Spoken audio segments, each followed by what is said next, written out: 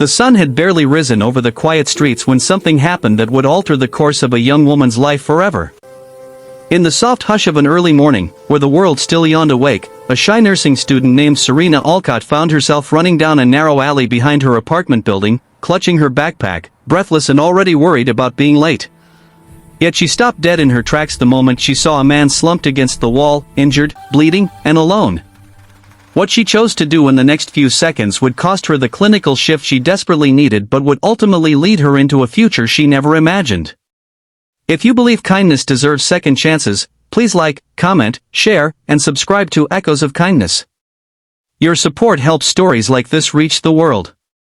Serena had always been the quiet one in the back row, the girl who apologized even when she did nothing wrong, the one who studied late into the night and still worried she wasn't good enough. Her professors admired her diligence, but she lacked confidence in herself, constantly overshadowed by louder, older students who seemed to glide through training with ease. Today's clinical shift was crucial. She had already missed one earlier in the semester because she fell ill, and her instructor had warned her another absence might jeopardize her entire term. Serena, aware of the consequences, walked with purpose despite her nerves, repeating clinical procedures in her mind so she wouldn't falter. As she hurried past the alley, something caught the corner of her eye. A movement, a soft groan, a hand staining the concrete with smeared red. Her steps froze. She turned her head slowly toward the figure. There, leaning weakly against the cold brick wall, was a man in his mid-40s, his white shirt soaked in blood around a deep gash on his forearm. His face was pale, and though conscious, his eyes fluttered as if he was on the edge of fainting. Cars passed on the street nearby, but no one noticed him. Morning rush had begun, and people always walked faster when they had somewhere to be. Serena's heart pounded furiously. She knew she should call emergency services, but something deeper pulled her in. She felt an instinct, a responsibility, something she couldn't walk away from. She hesitated only for a second before kneeling beside him, trying to keep her trembling hands steady. She spoke in a low, reassuring tone, though her voice cracked slightly from nerves. She examined the wound and realized it wasn't fatal but required immediate cleaning and pressure. The man whispered that he'd slipped on broken glass while trying to help someone else earlier but became dizzy and couldn't move further. The alley smelled faintly of damp cement and morning garbage pickup, but all Serena saw was the swelling danger of infection and the urgent need for care. She opened her backpack, pulling out the small first aid kit she always carried.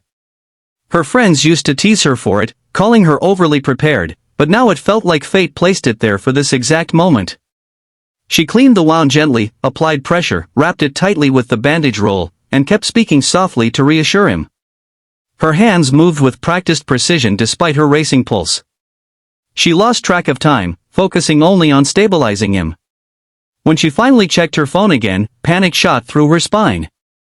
Her clinical shift had already started 20 minutes earlier.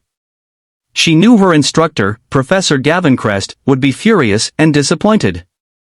The weight of that disappointment crushed her chest, but she couldn't regret what she did. She stayed with the injured man until help arrived, and after paramedics took him to the hospital, she walked slowly to the bus stop, feeling the sting of guilt mix with the warmth of doing something right. She tried explaining to her instructor later, but her words stumbled, and all she received was a written warning and a reminder that nursing required discipline, punctuality, and accountability. That night, Serena cried quietly into her pillow, fearing she had jeopardized her entire future for a stranger who would probably never remember her name. The next day, daylight poured through her apartment window in bright gold streaks. She awoke with swollen eyes and a heavy heart, expecting nothing more than another difficult day of catching up on missed assignments. She put on her cleanest uniform, adjusted her badge, and headed toward the campus, replaying yesterday's events with a mix of sorrow and uncertainty. She wondered if genuine kindness still mattered in a world so hurried, where helping someone could be mistaken as a weakness or irresponsibility. But somewhere across the city, an unexpected conversation was already happening, one that would change Serena's life in ways she never anticipated. At the headquarters of a massive corporation, a man with his arm wrapped in fresh medical bandages sat in a private office overlooking the city skyline. His name was Callan Burton, a rarely seen but widely known CEO whose company had shaped medical technologies used around the world. Despite his intimidating reputation, he couldn't stop thinking about the shy young woman who had helped him in that alley, whose gentle hands and trembling determination had kept him conscious until help arrived. He remembered her soft voice, the focused way she worked, and the fear in her eyes when she realized she was late, but she still stayed. People rarely paused their lives for him. He was used to being recognized only as a title, a power, an achievement. Yet she saw a human in need. He spent hours trying to find her, calling the hospital, describing her appearance, tracking down the paramedics who had arrived after her call. Eventually, a nurse mentioned a young student who had described the incident during her apology meeting for missing her shift. Her name. Her school. Her uniform. It was enough for him. By noon that day, students at the nursing campus whispered excitedly as a line of sleek black cars rolled slowly into the parking lot. Most assumed it was some visiting dignitary or board member.